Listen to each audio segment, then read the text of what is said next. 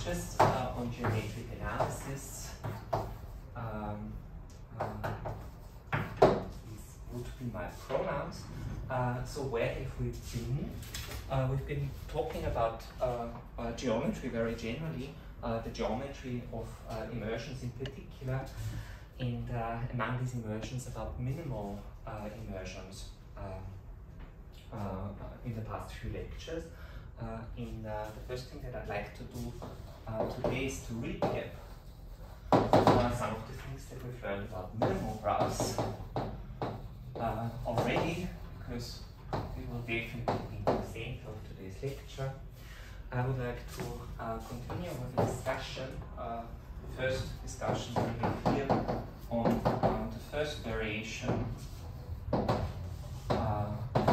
of area for graphs. Area for graphs. So, when there's an immersion, there are also families of immersions varying that particular immersion, and we can follow the area function along that family and compute its derivative with respect to the variation parameter. So this is what this means. So our next stop in today's class will be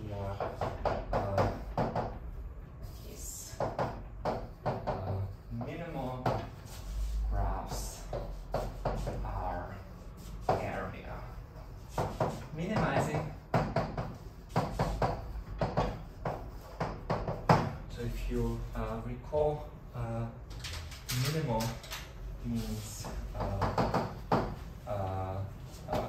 mean curvature is equal to 0, and area minimizing is this is the goal of every subfield.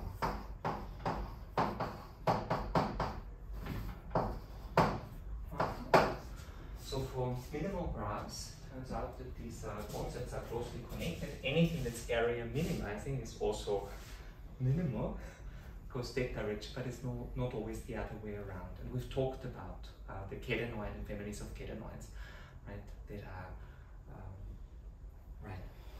they would pop eventually. Okay, so this is chapter 1 here, and we'll revisit this in. So minimal graphs are area minimizing. There will be a second part to this.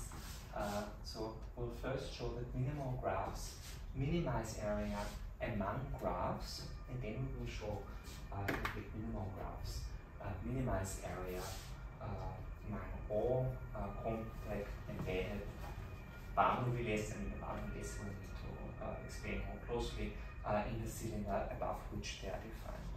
So just to fix our imagination, let's return to our subfield experiments. So you remember bubble baths that you took as a child, or maybe also more recently, like bubble baths. And you take a piece of frame, wire that is, you dip it into soap solution, your bubble bath, and you pull it out, and you observe, right? Being scientifically minded, children, what we call the inner child here, that there's a soap film that you're pulling out of your soap solution that is spanning. So we dip it in, we pull it out, there's a soap film forming, right? We pop it, we repeat the experiment, chances are we're going to pull out the same soap film. So what is this soap film? What does it do? Why? How is it special, right?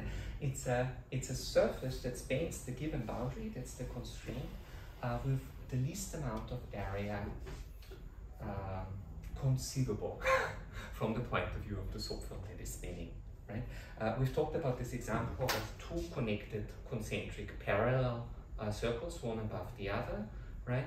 And you know from experience, right? You can repeat this. There are, two possibilities of surfaces that you can pull out. It could be either two disconnected disks, right? Or it could be the scalenoidal surface, so the surface of revolution that you get when you take the function x goes to cos x, the hyperbolic cosine, and you rotate it across an axis. So among rotationally symmetric hypersurfaces, those are the only ones that are minimal graphs, right? But as we've already discussed, they are not necessarily area minimizing. There's a critical parameter value, right? So this has to do with the ratio of the distance between the two planes and the radii of these concentric circles, where either the two disks are area minimizing or the catenoidal surface is area minimizing. But when you play around with this scenario, let's keep, for example, the distance of the two planes fixed at 1 unit, right? And we take very small radius first, right? It'll definitely be the two disks, right? When you're making it like, let's go the other way around. Let's take two large disks. Let's fix the radii of the disks, right? Of unit 1, right? When they are very close together, it'll definitely be one of these catenoids, right? But as you're pulling them apart, eventually this is going to pop. Remember, catenoids can be rescaled. There's a natural rescaling family of catenoids, right? So it's not exactly the same. So, and what we're going to see today, eventually, is okay. There's a special class of wireframes that you can consider. And they are wireframes that, when you project them to a plane, they project well. They give you a graph, right? This is not a graph above any plane, clearly, right? There's no way, well, actually it's not so clear. There's no way you can look at this closed curve from a hyperplane and look at it as if it were a graph, okay? But there are special closed curves, right, that appear as boundaries, that actually appear as graphs above the hyperplane. Do you see what I mean? So there's a closed curve down here above which this is a graph. And for these wireframes, if you use them, dip them into a solution and pull them out, right, you're always going to, well, actually it's again not true. Let me amend this later. But you're essentially always going to pull out not just the minimal surface, but a minimal graph, right? And this doesn't go without saying, right? Because you can have many surfaces whose boundary is not a graph, is a graph, but the surface itself is not graphical.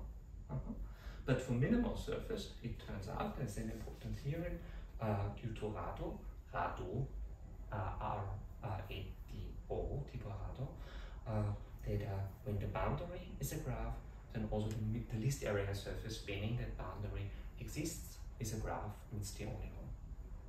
Beautiful. Okay.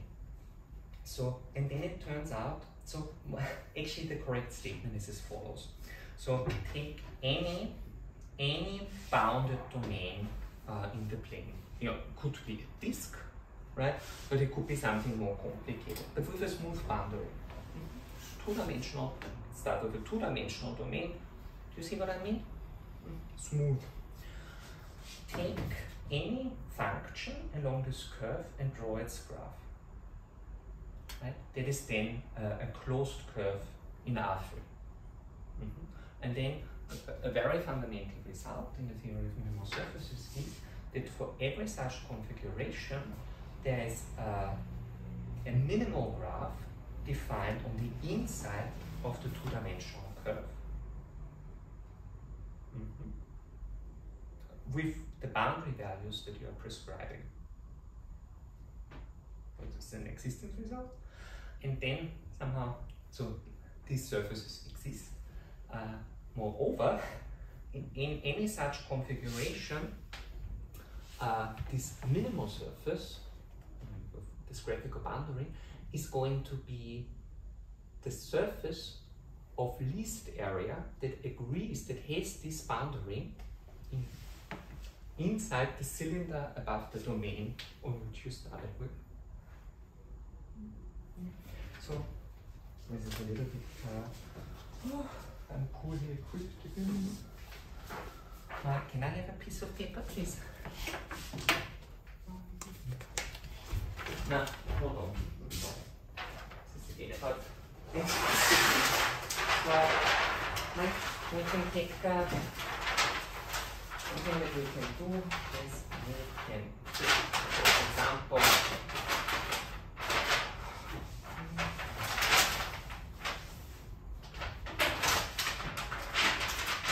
I'm sorry. So, right, we could take sure this is recorded. So we can take a circle, right? And we can take a function, you know, on the circle and plot its graph, which will be a closed curve in R3. Okay. So you work with the surface in your subform experiment. You're going to pull out the minimal surface, and I'm telling you, it will be a graph, right? So if this is U, right? So this U, usually we took U to be open. Right? So I don't have to talk about smooth boundaries all the time, but it's just suppose that U is actually the interior of okay. Oh God, these letters. I'm going to say omega, where omega in Rm is a compact top dimensional, n-dimensional domain. So, you know, this top or full dimensional, this is what in PDEs you call smooth domains.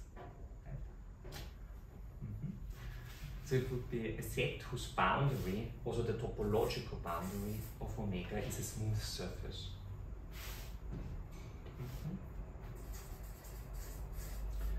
Okay.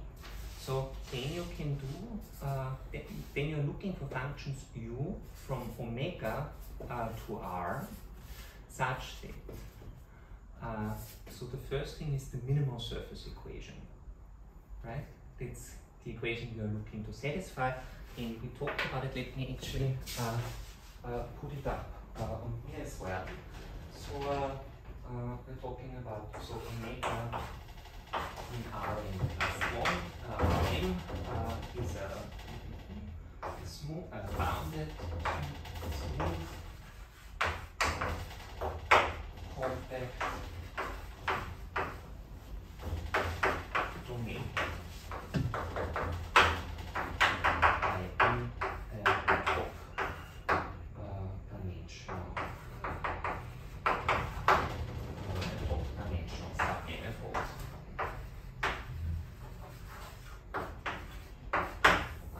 So we are looking for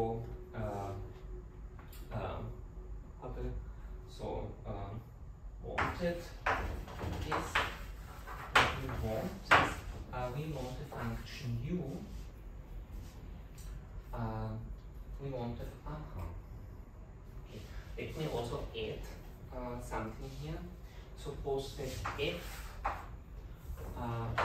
is a function from omega to r, a smooth function.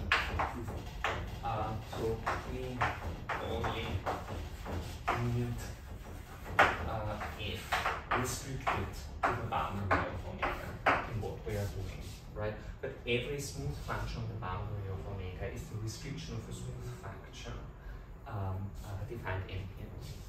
So we're looking for a function u. So we're looking for a function u. I'll do it in a smooth setting as a smooth function u from omega, such that. So the first thing we want is that the minimal surface equation is satisfied. So it's the divergence of the Euclidean gradient of u divided by 1 plus length of the gradient of u squared is equal to 0. So this is on so this is on omega. Now that's a smooth function and it's true on the interior of omega. It will be true everywhere. And the second condition is that U is equal to F the boundary. Yeah, so for what we're doing, is it really required that you use smooth, or can it be twice differentiable or something like that? But it's so much easier to work in a smooth category. Okay. But I'll give you a more general theorem at the end. The fundamental theorem due to Jenkinson's theorem from, I believe, 1968. It's theorem 14.4 in this book that I love very much for many reasons. First of all, it's perfect. It's the most cited. There's not a single typo in this book, so you must imagine. It's the most cited book in all of mathematics. And it was written by someone,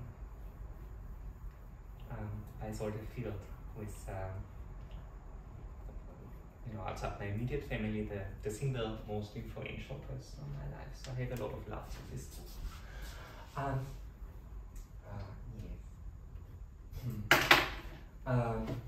It's a Stanford book. It's very much a Stanford book. This is Nina Trudinger was a student of Dave Kleebach's at Stanford. Memories, connections. So let's just do it in a smooth category now, but there's a more general result working for base regular dominant. So this is a remark. This can be found. This is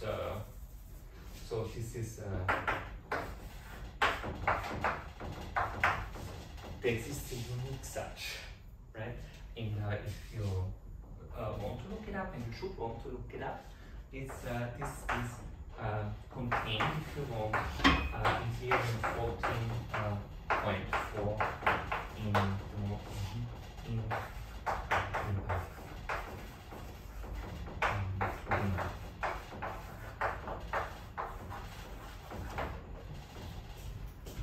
So these are samples, and again, then I've now essentially turned around the order of my lecture.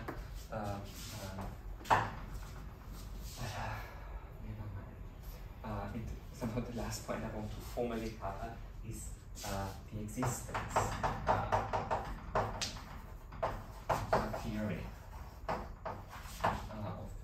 for minimal forms. So if you're in minimal surface theory, much as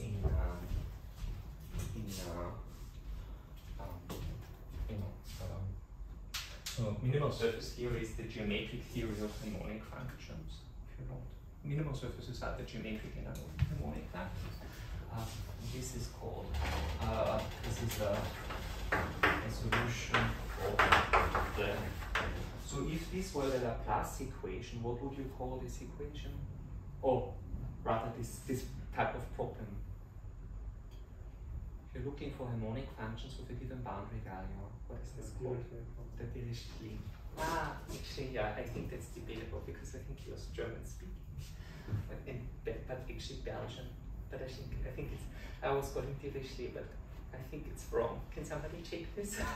How would he have pronounced this in solution of the Dirichlet? No, the other. Yeah, I mean, we can't ask him, but if he had a clear preference that he expressed in his lifetime, then I feel it should be observed. Again, somebody's name is part of the identity, and identity is not important. Yeah. So, let's see. So, recapping our graphs, we've essentially done it. So, this was the recap in the introduction. So, let me just recall for you on graphs. So, capital U in Rn is open. I don't want to talk about domains with boundary so much. So, if you think, let me just work with U and Rn open.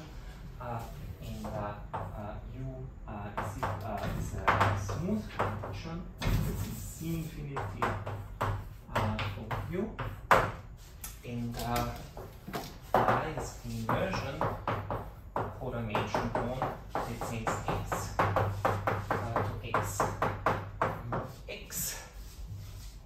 Then we think that the mean curvature, so this is the mean curvature of the immersion phi with respect to the, this is important, right? You can respect the scalar mean curvature, and we call it the scalar mean curvature. The scalar mean curvature with respect to one unit normal or the other, right? And here it's the downward pointing unit normal that we use to orient the graph and compute the mean curvature with respect to the scalar mean curvature of the immersion phi with respect to the downward pointing unit normal. So what is the downward unit normal again? Who remembers? Or do you remember? Try it out in your memory first. Remember when we talked about it, it was on this blackboard that we discussed? Actually, the reverse side. So remember, length 1, but it came second, right? If you compute the partials of this one, so I'll do the annotations in green. If you compute partial I phi, it's EI partial I u. So we need something that's orthonormal to all of these guys. I is equal to 1 up to n. So if it's downward pointing, the last point should be -1, I suppose? Yeah, let's just put our foot down and say the last component is -1, and somebody else, not n, goes here. So it stays also normal in this one.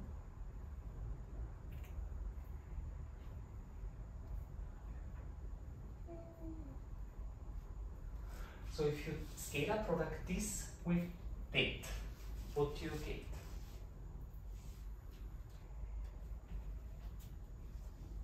The ith entry here minus partial IU. So what should the ith entry be? Gradient u? Partial IU in the ith place. So what is here? The range as a whole, we've got negative transfers with that invitation. The gradient of u. Is this okay? It will stay also normal. And how do we normalize again? Square root 1 plus gradient on the other. With respect to this, so and I position this, so this is the mean curvature. So this is equal to, we've discussed this at length, the Euclidean divergence of gradient of u divided by 1 plus gradient of square.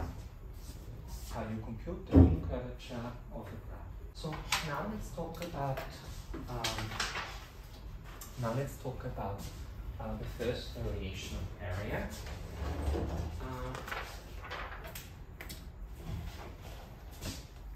For graphs. Let's talk about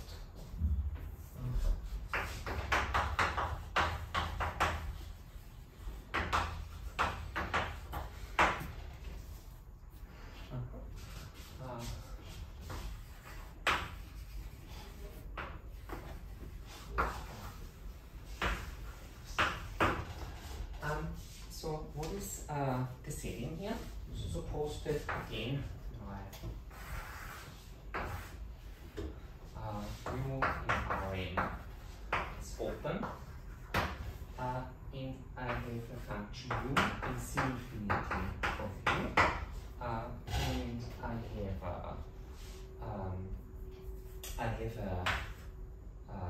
a family of inversions.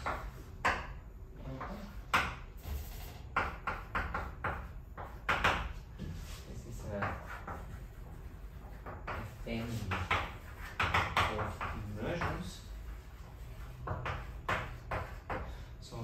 maybe say a smooth family of immersions. So what does this mean?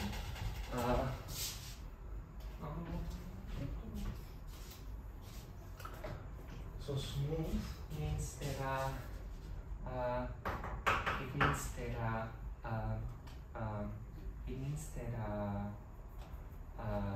the function that sends t x to phi t of x is equal to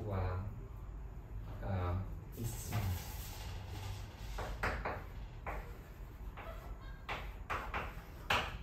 Right?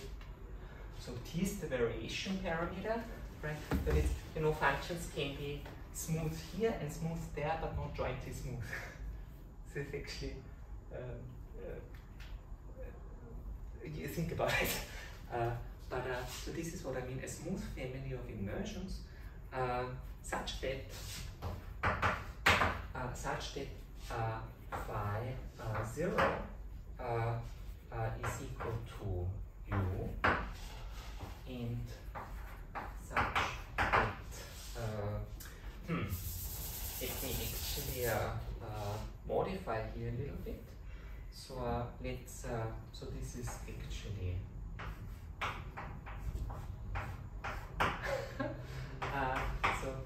this ought to be of the form x u t x.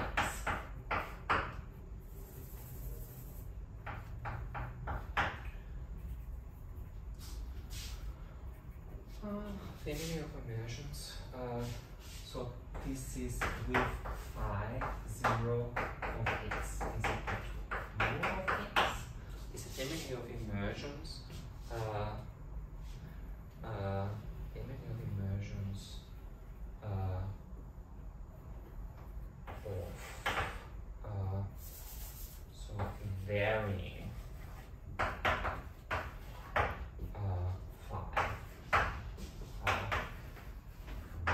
through graphs. I guess that's a good way of putting it. So phi of u plus 1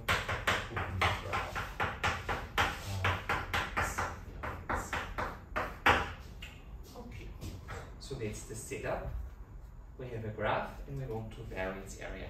No talk of minimal yet. This is, we are also going to assume that the variation is compactly supported.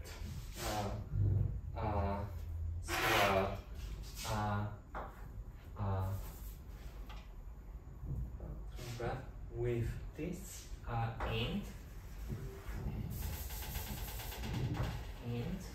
to add the support of d by dt of phi t is compactly new.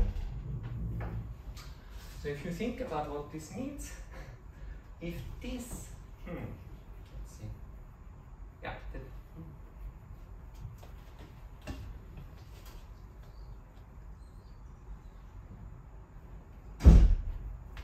So actually, should be thought of as a function here, I guess. So it's a little bit tricky. Yeah, so it's a time-dependent function. So let me know.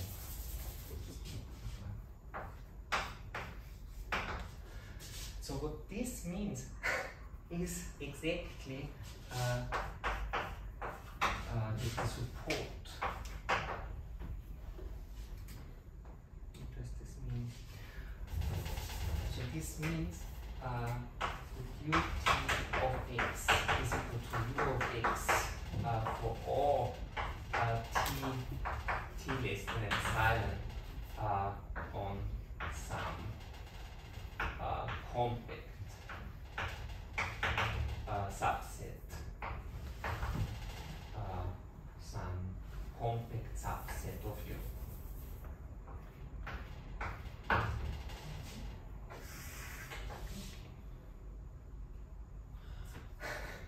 With a evaluation of a graph through graphs.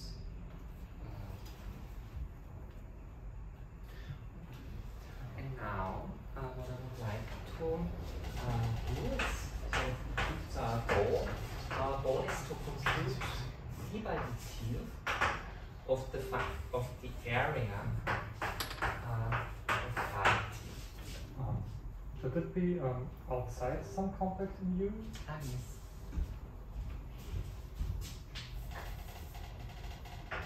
Thank you, Misha.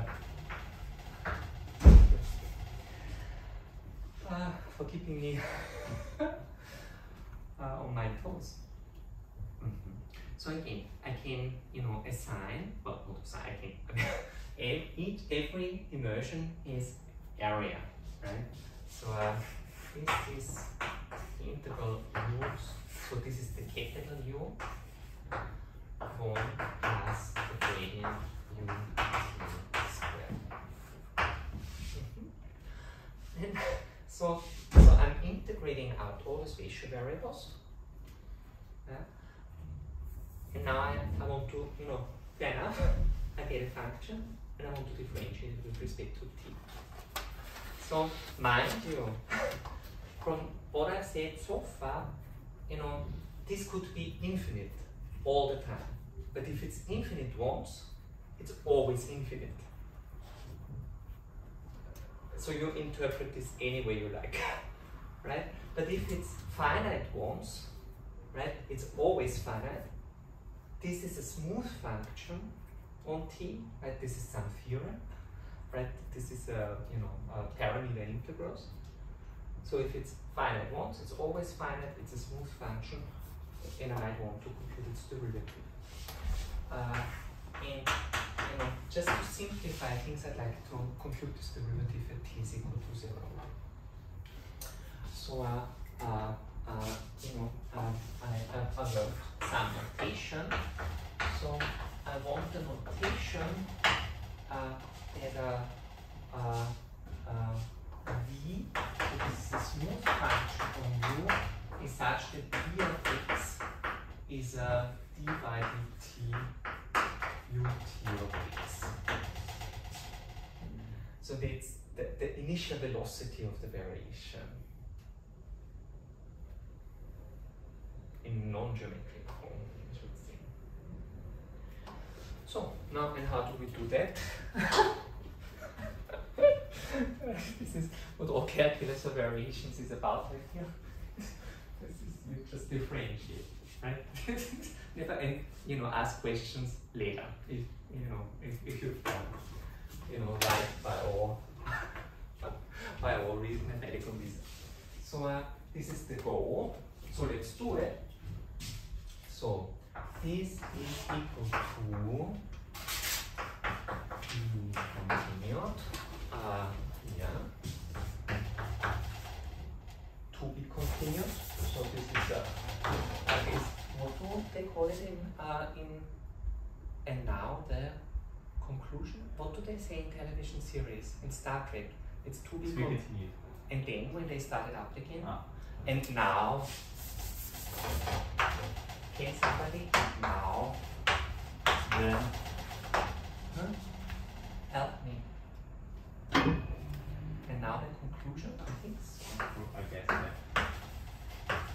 Are you tricky? Not really. This is I'm struggling to be honest, but I certainly used to be a tricky and I stayed by it. With recent developments, so and now, but good elements. Don't get me wrong. And now the conclusion. So what is the conclusion? Well, this is equal to, and you check whether I'm doing right by all, the laws of parameter integrals. So I'm putting the derivative inside. I'm putting the derivative inside.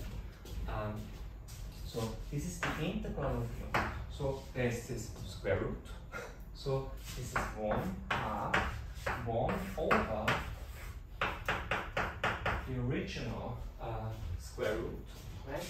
And I'm evaluating if t is equal to 0.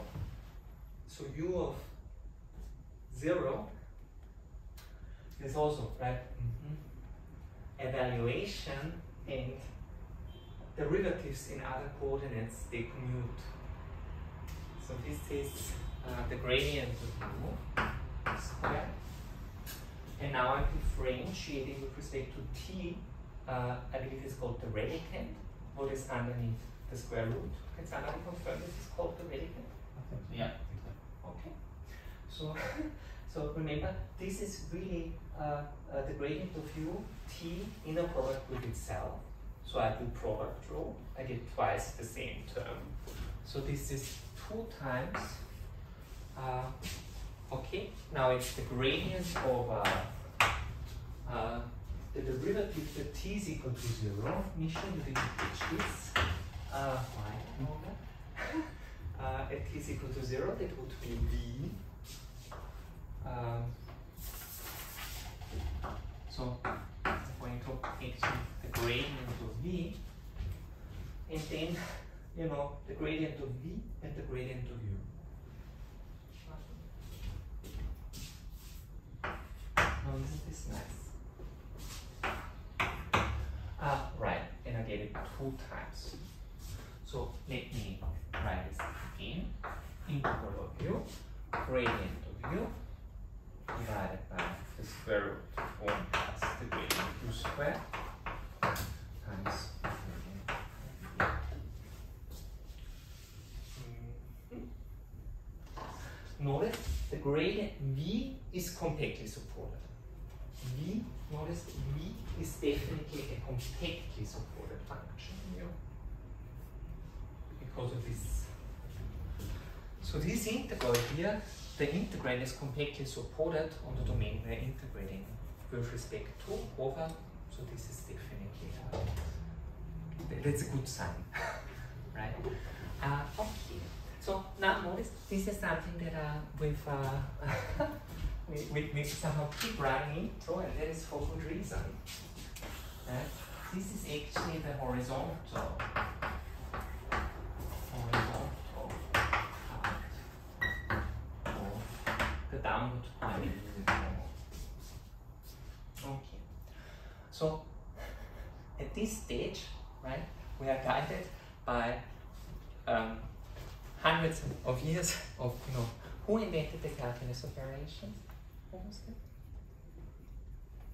Who's the patron of the calculus? Euler.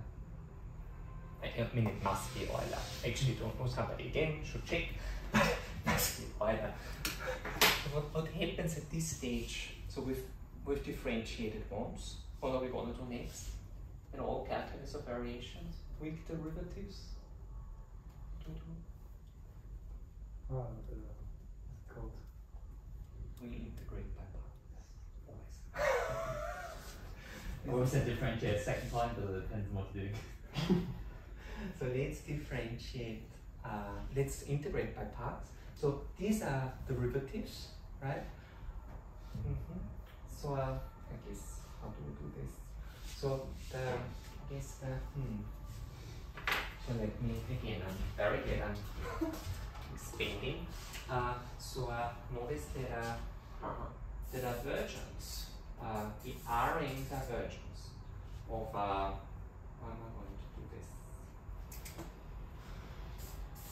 F times a vector field x, right? F is a smooth function, and this is a vector field. This is equal to the gradient of f dot the vector field plus f times the gradient. I'm sorry, the divergence of. So this is, you know, true for any divergence. You know, it's as it's the wrong notion of divergence. You know this formula from calculus, and it's easy to check. It's just the Leibniz rule. That component finds and sum. Beautiful. So we are going to apply this exactly to this setting where this is x. But given away a variable there, capital X. Okay? So this is equal to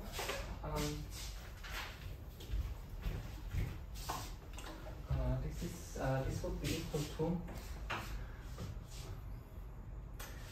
it's the integral over u of the divergence of something of a vector field with contact field supported vector field.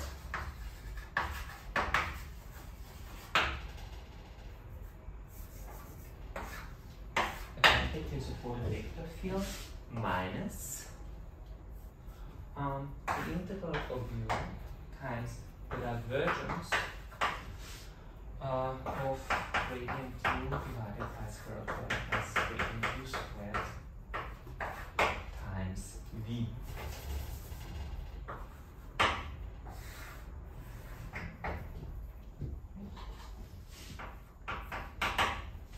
Yeah. So I've integrated by parts away from the v onto the tangent field. Agreed? So this is great because this is completely supported in u and we're taking its divergence. So this is 0. Manifest. Well, it's not manifest, it's patently. Again, my English.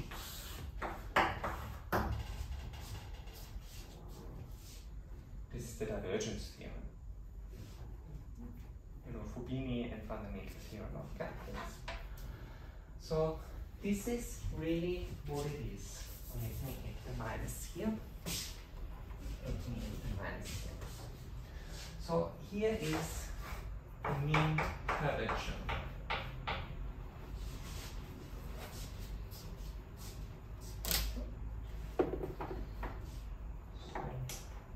Now let me add another remark.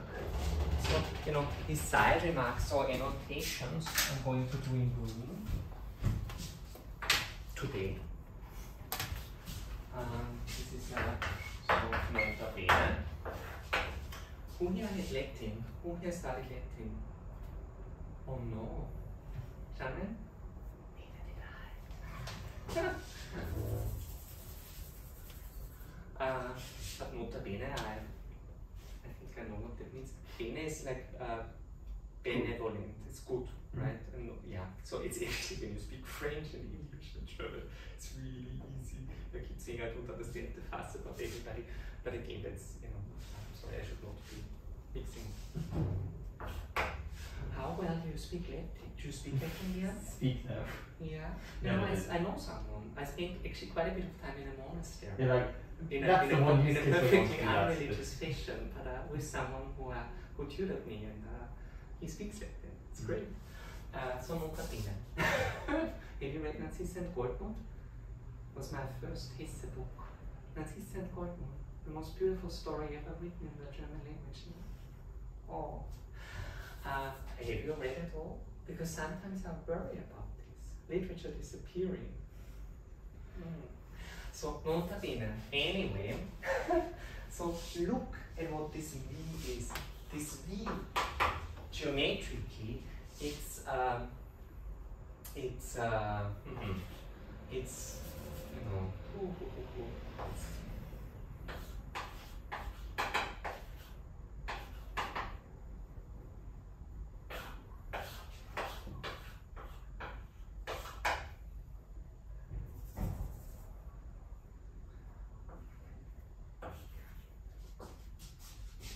so this is really, this is the geometry, I mean, this is the real this is the variation field corresponding to this variation of the immersion. This is how the immersion changes with respect to the variation parameter. And when you're computing this, you get 0 V. Oh, okay. So you get 0 V at t is equal to 0. So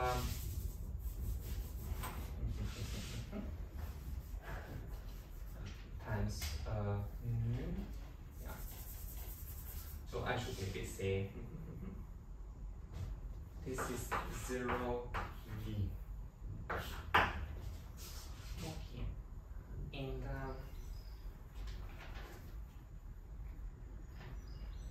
what I want to say is that V divided by square root of 1 gradient of u squared. This is equal to the same thing, the variation field, the initial variation field, scalar product with the downward pointing unit normal. Actually, there's a minus sign there.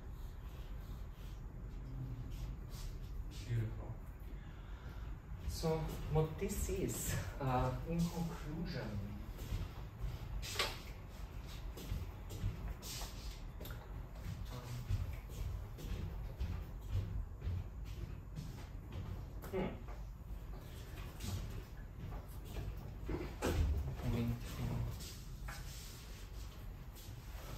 remember when I couldn't lift the eraser at the beginning of the class? It was 2 months, how many months ago? Beginning of March. Yeah, now. Yeah, really, my health has really improved.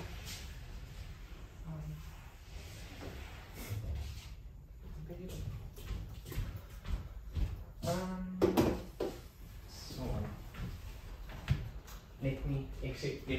let this dry just a little bit, and we should take a break, or maybe we shouldn't.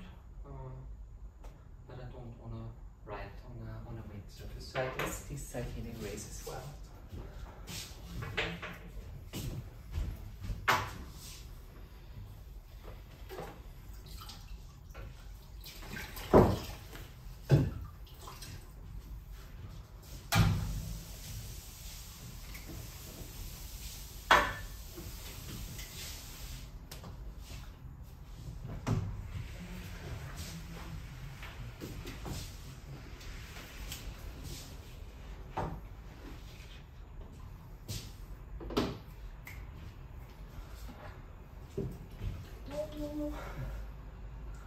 Precious Korean chalk.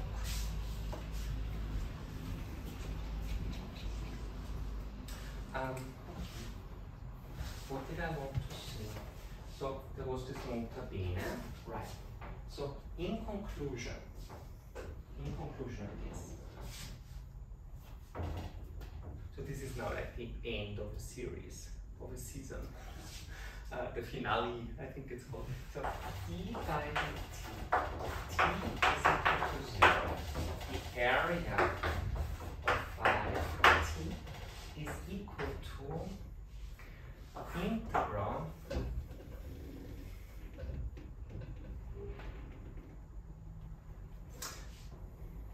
it's minus h times v. This is on u. This is a u integral.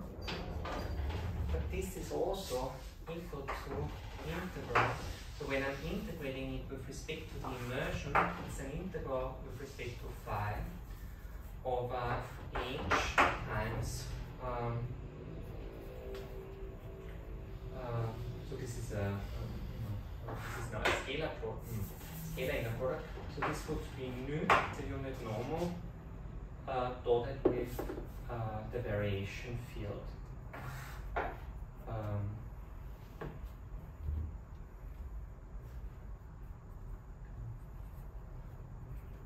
It's just so awkward to denote.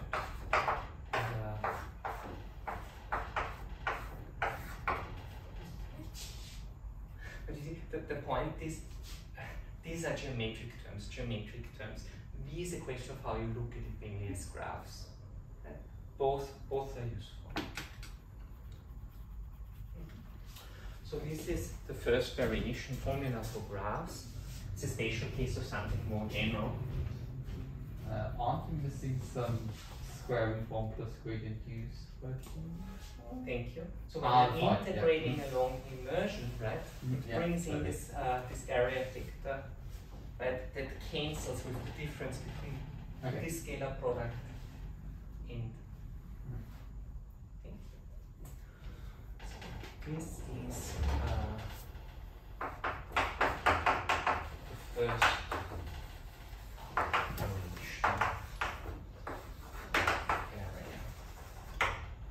through graphs.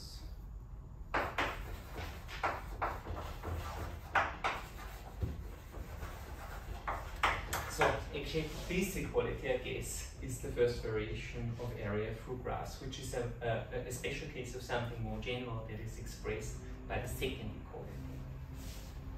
We'll get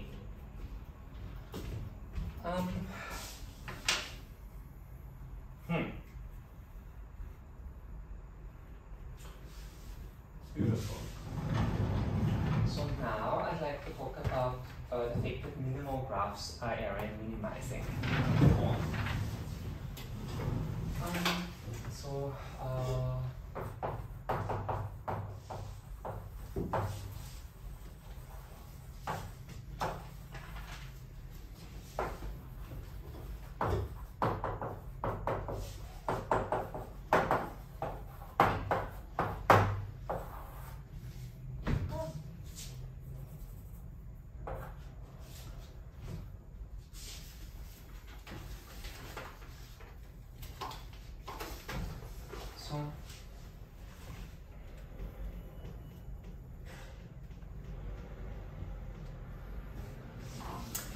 now let us review. So again, let U in R in B is open, and we'll take two functions U and B that are smooth on U, and we consider the emergence phi from U to Rn plus 1. X goes to U of x plus times V of x. You think about it, that's a special case of the type of variations that we've considered where the letters correspond. So, note.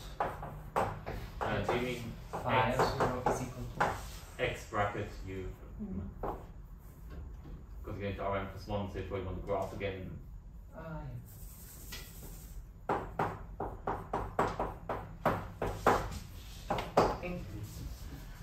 So phi 0 is equal to phi. So just to be clear, the initial variations is x to x u x, and the initial variation field phi t is equal to 0.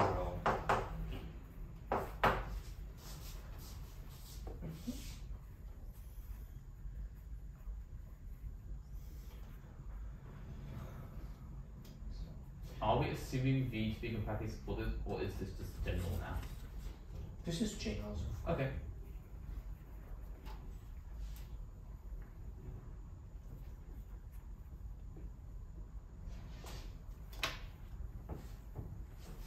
And you know, we might as well.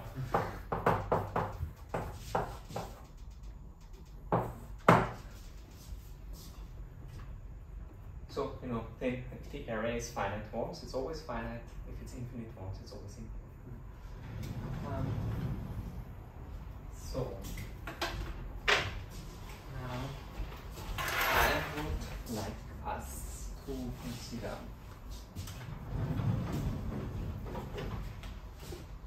so, okay, there's something that we've already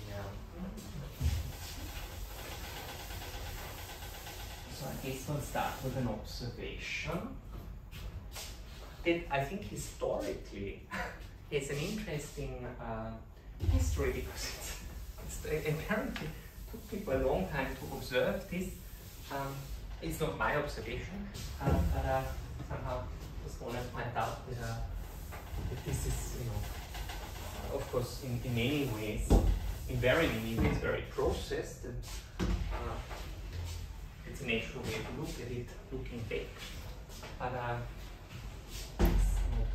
everything came up this way originally.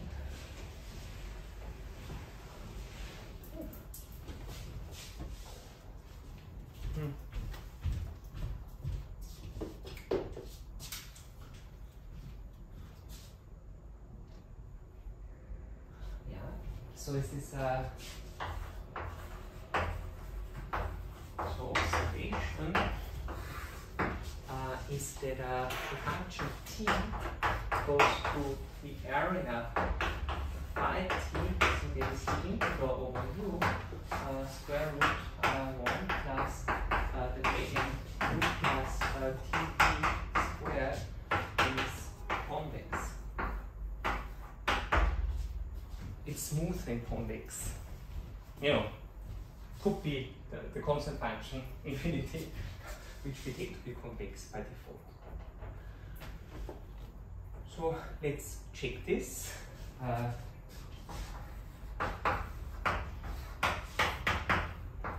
So this is assume that the area 1 plus gradient. Assume that the area of phi is less than infinity. Then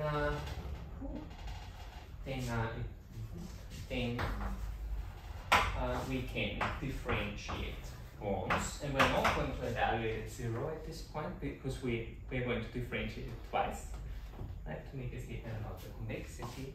Right, convex means that the slope keeps increasing, or it's non-decreasing. Anyway.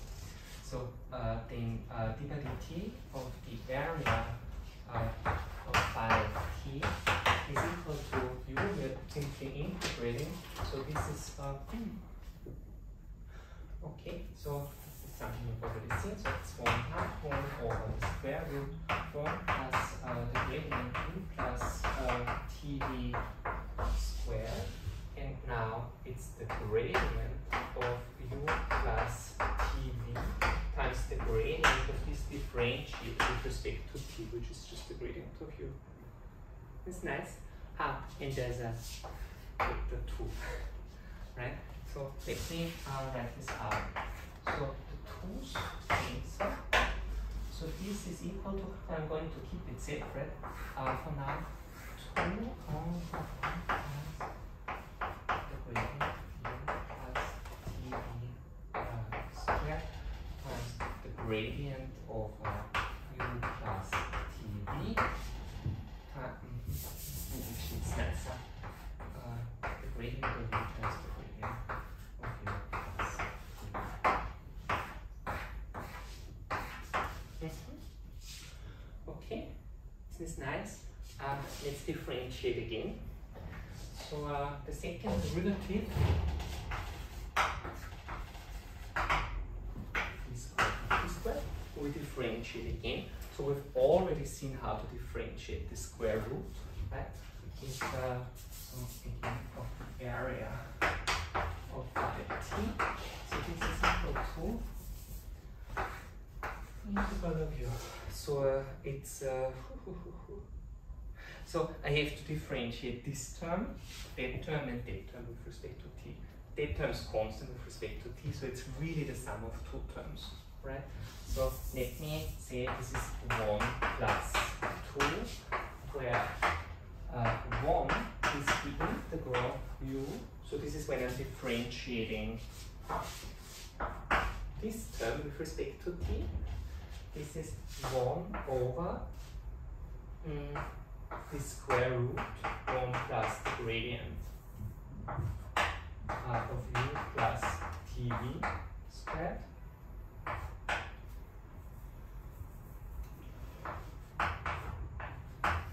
So I'm differentiating this with respect to t. So it's actually, isn't this nice? So that would be the second term. That looks very positive, right? The question is whether it's manifestly non-negative, right? But there's still the first term, right? So hopefully this term is non-negative enough, positive enough, non-negative enough. So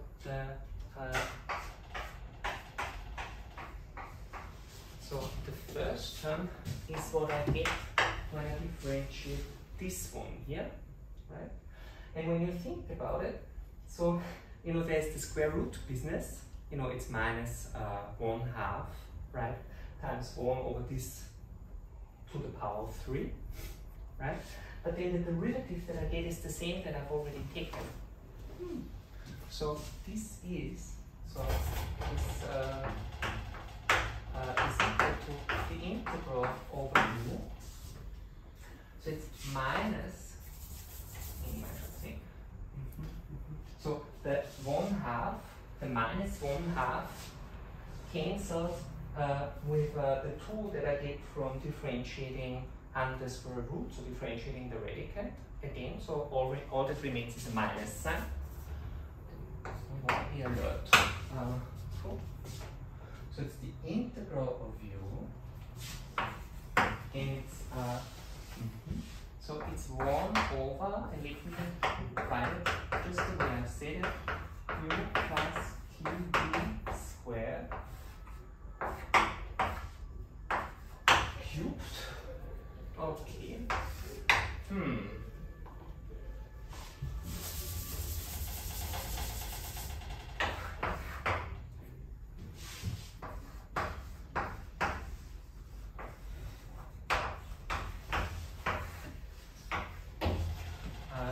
Who has read Fahrenheit 451? What does it say? What does it? Yeah, that counts. So what does it say at the very beginning? And if they give you ruled paper, you write the other way. Okay. So it's the gradient will be times the gradient of u plus td squared. Isn't this nice?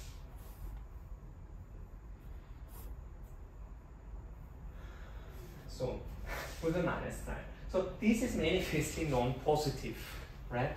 So these two terms, 2 and 1, are going to fight out, right? So 1 plus 2 is equal to, now if you think about it, this, mod over square root, it makes sense to factor. So this integral of u 1 over the square root 1 plus the gradient u plus tv squared. So then we have 1 over, square root be gone.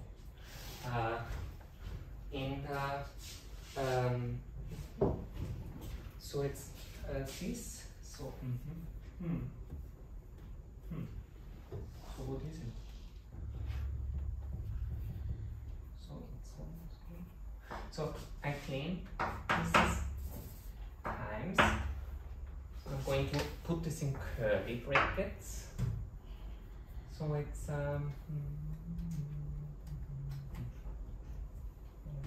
I think the right way of putting it is this. Yeah.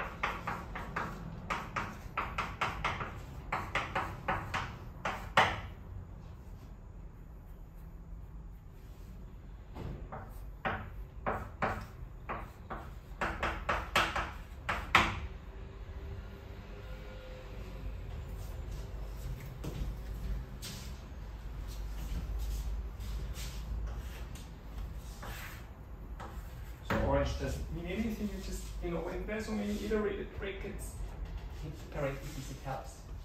Anyway. Minus. Oh, I'm sorry.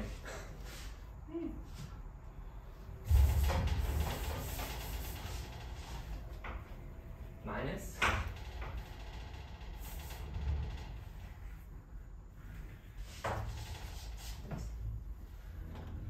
Plus.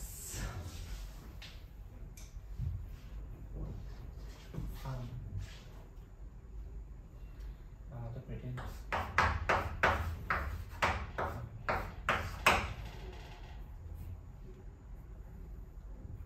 Okay, so the creative director of my own board, I made a mistake. So I really want this to be is this oh, it's not so bad. Yes, Matt? Just compare it.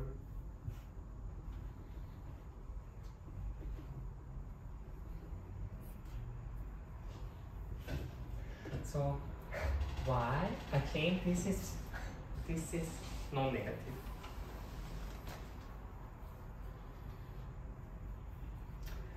Why is this non-negative? Minus something squared plus something squared. It's the Cauchy-Schwarz inequality because one of them is a unit vector. Yeah. So this is our finish today.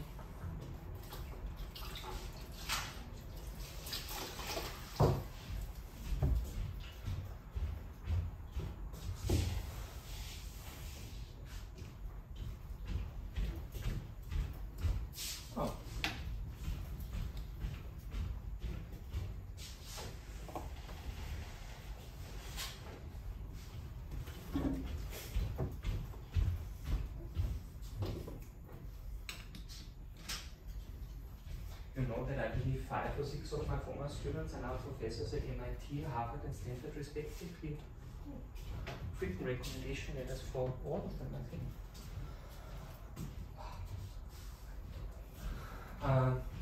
So this is equal to the integral over u. No, it's actually greater than equal than. It's greater than equal than.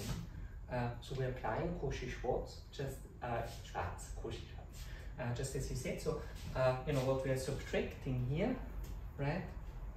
What is the most we could possibly be subtracting here?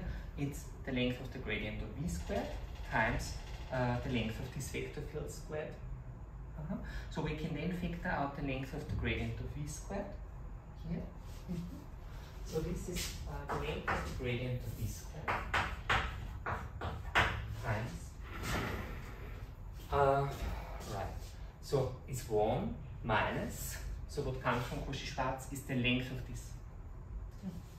So it's 1 minus the length of this vector field squared, right? Which is the length of this gradient squared divided by 1 plus the length of that gradient squared. So and it's 1 minus that. So that would be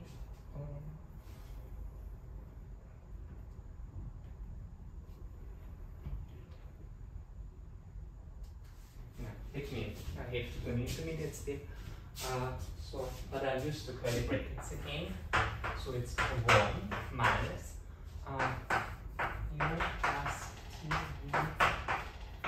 squared divided by 1 plus the gradient u plus tv squared.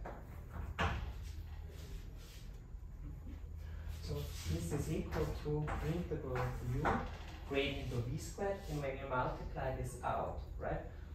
When you bring it, you know, common denominator, you know, it's 1 plus the gradient of tv squared minus the second summit. So it's just 1 left.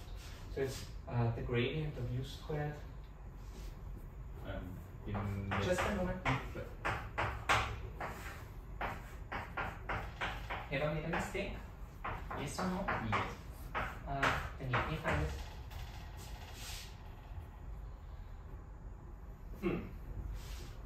Have I made a mistake here? No. There? Oh, well, from there to there. Tricky.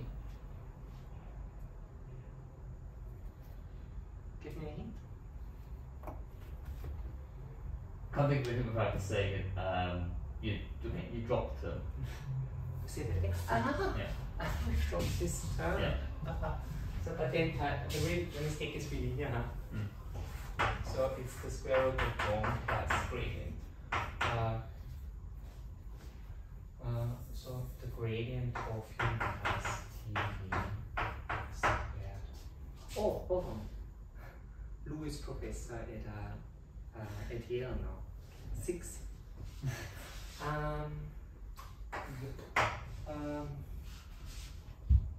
Actually, Shanghai, I would actually like to connect you to.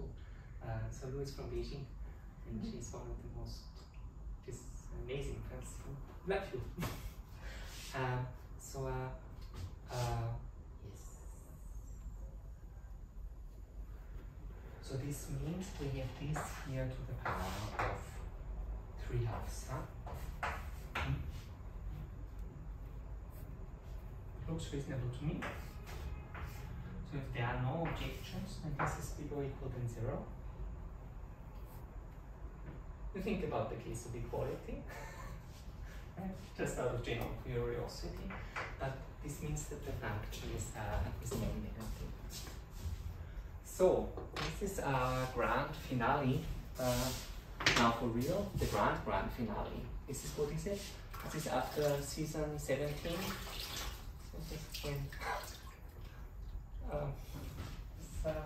It's not the season finale, but so I guess this is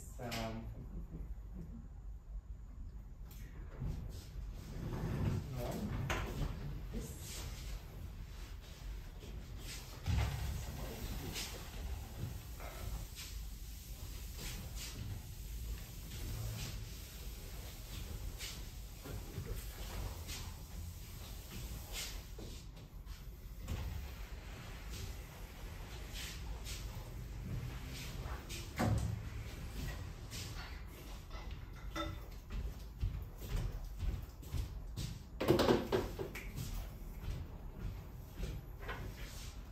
Yeah, beautiful. So it's a convex function. So I wonder if a convex function, does every convex function have a global minimum?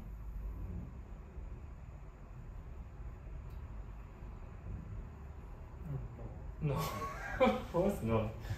But if it has a local minimum, can it have another? No. Well, If it's not in the 2, it's 0. Yeah.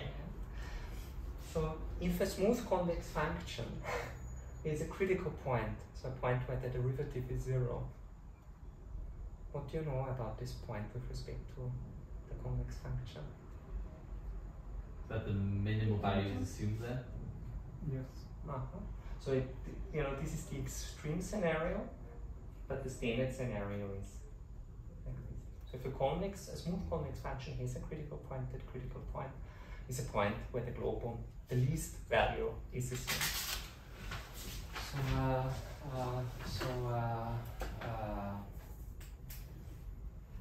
What's Trommelwirbel in English?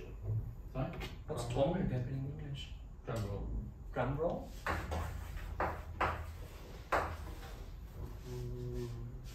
Roll? And a double L. Really? So the drum roll is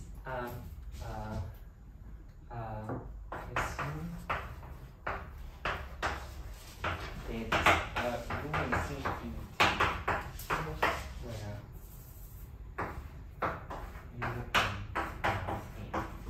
is open is minimum.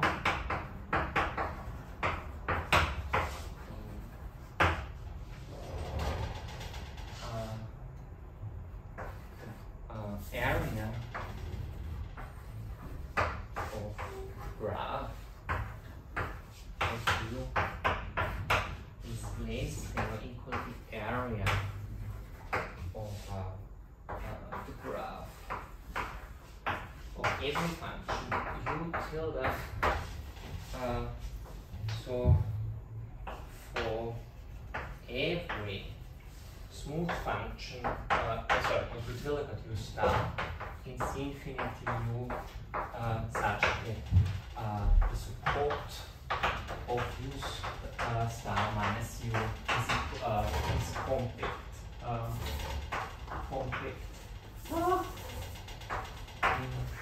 U. Not too shabby. So, and why is this? You see, this is what I was scared of. So, proof. This is consider. So,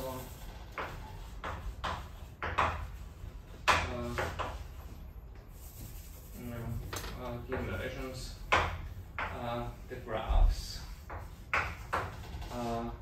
of phi t to u plus t times v, where v is equal to u tilde minus u.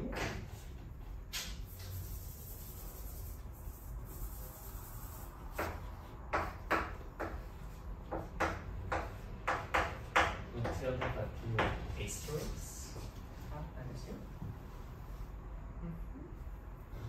Then we know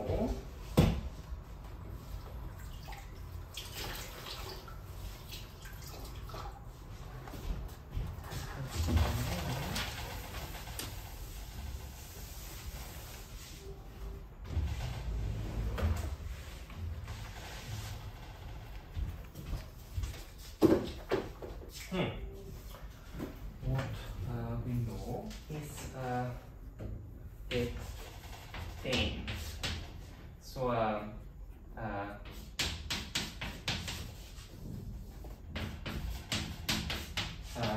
is convex. This is a convex function. Second,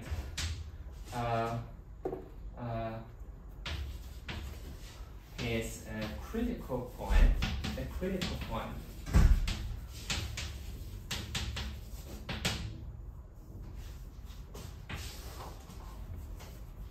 Has a critical point at t is equal to 0. So that's exactly minimality in the first variation. Yeah.